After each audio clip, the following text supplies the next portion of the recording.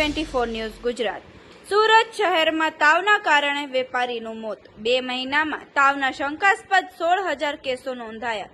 તાવમાં 10 લોકોના શંકાસ્પદ મોત થયા। ડેન્ગ્યુમાં અત્યાર સુધીમાં 2 લોકોના શંકાસ્પદ મોત થયા। ઓગસ્ટ અને સપ્ટેમ્બરમાં મેલેરિયાના 85 કેસ તેમજ ડેન્ગ્યુના 49 કેસ નોંધાયા। 686 જેટલી ટીમો સર્વેમાં જોડાઈ। ઓગસ્ટમાં 26 લાખ ઘરોમાં સર્વે કરાયો, જેમાં 66,000 ઘરોમાં બ્રીડિંગ મળી આવ્યા। સપ્ટેમ્બરમાં 13 લાખ ઘરોનો સર્વે કરાયો, જેમાં 4500 જગ્યાએ બ્રીડિંગ મળી આવ્યા। 2 મહિનામાં 39 લાખનો દંડ ફટકારવામાં આવ્યો। 9,000 લોકોને બ્રીડિંગ મળતા નોટિસ આપવામાં આવી।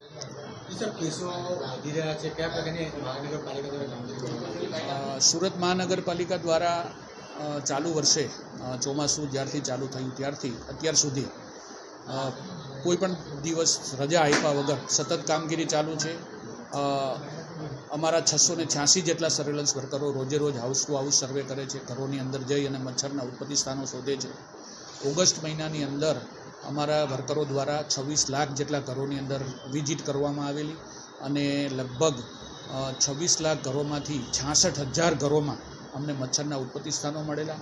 સપ્ટેમ્બર મહિનાની વાત કરું તો અત્યાર સુધીમાં અમારા દ્વારા 12 લાખ કરતાં વધારે ઘરોની અંદર સર્વે કરવામાં આવેલું છે અને એમાંથી 4,500 જેટલા મચ્છરોના ઉત્પત્તિ સ્થાનો મળ્યા છે।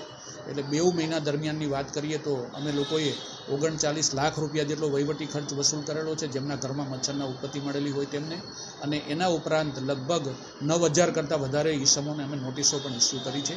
અને આ કામગીરી સતત જ્યારથી ચોમાસું ચાલુ થયું ત્યારથી આવા અવનવા સમાચાર જોવા માટે જોતા રહો P24 ન્યૂઝ ગુજરાત।